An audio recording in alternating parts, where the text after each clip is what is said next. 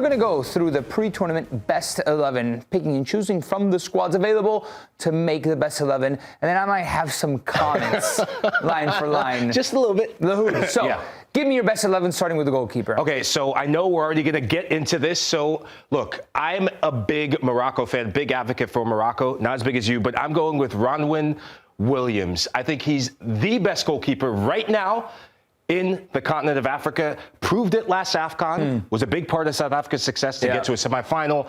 But I know immediately you're going to back someone else.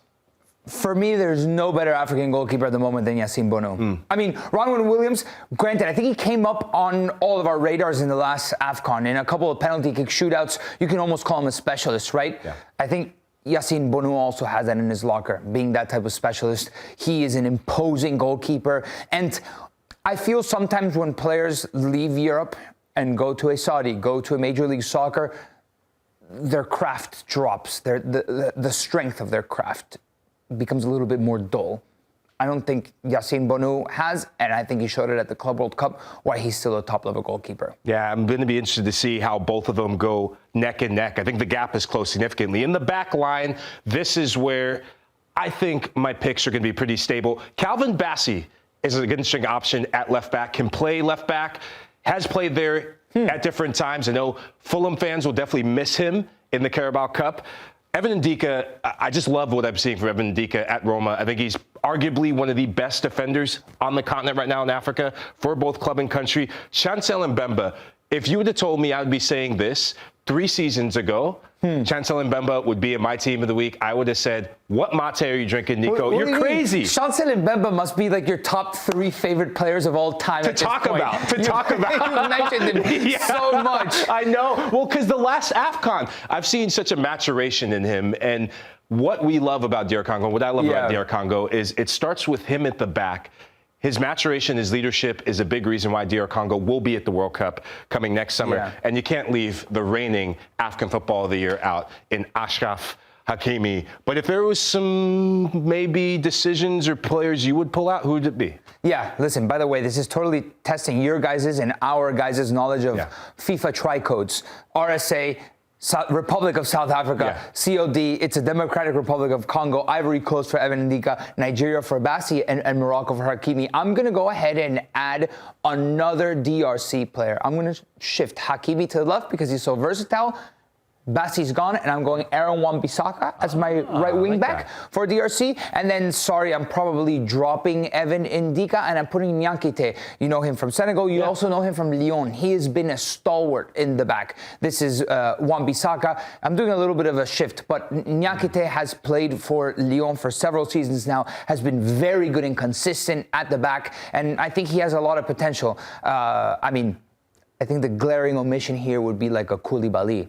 For example. But I don't think a lot of people talk about Diakate a lot. Yeah, and he's very good. I love that shout. And if you're going to talk about passing the baton on, he will be the leader of the Senegalese backline 2030 and beyond, and obviously the next AFCON. We go to the middle of the park, and this is where I went with my head as well as my heart.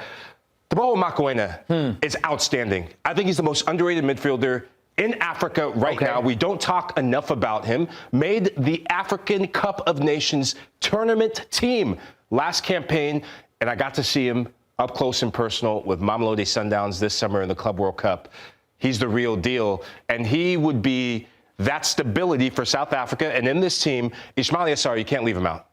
He's having the season of his life with Crystal Palace, and I know you know him very well with PSV in Saibadi. Ismail Saibadi, but Ismaila Sarr has really developed into a complete midfielder, adding goals to his game. I remember when he was at Ligue 1 with Marseille, and he was like a wind-up toy that he had all the potential, but it was which direction would you wind him up in?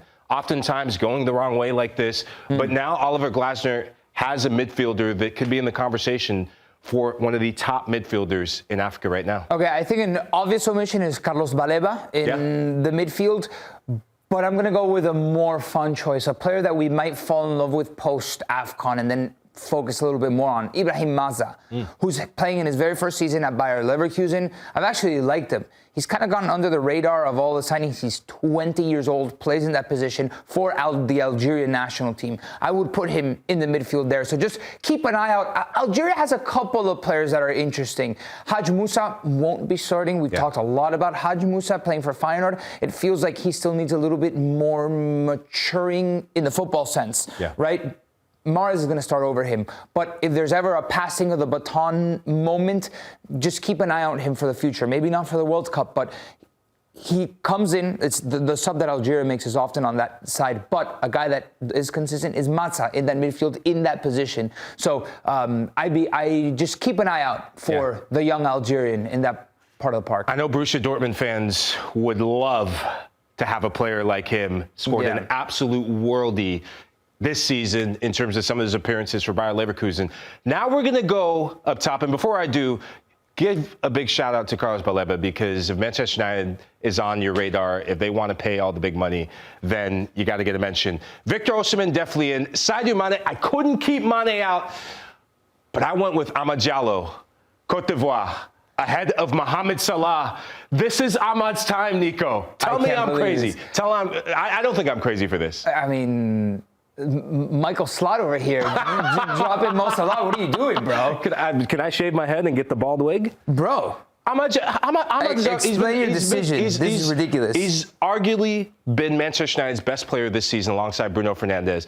He is tipped to have a breakout tournament for the reigning African Cup of Nations champions. And as of late, in the last two windows, he has really stepped up.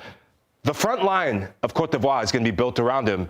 And I just think his time is now, and I back his Côte d'Ivoire side to go deeper than Egypt, and I think he'll have a bigger impact on the African Cup of Nations than Mohamed Salah will this campaign. Wow. Yeah. Okay. Yeah, listen, I'm going to throw in Mo on that right-hand side, and I'm going to drop another former Liverpool player in Sadio Mané.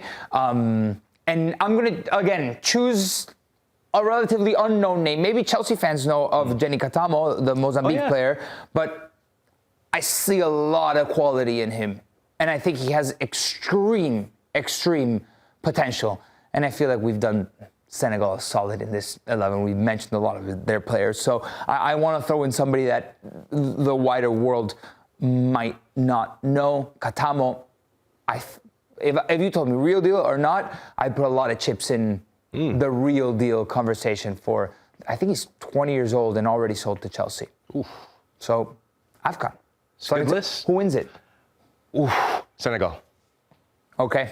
We'll talk more about this throughout the rest of the week because AFCON starts on Sunday. Thanks for watching this video from Morning Footy. For all news and insights regarding leagues around the world like EFL, Serie A, and all UEFA competitions, both men's and women's, don't forget to sign up for Paramount+.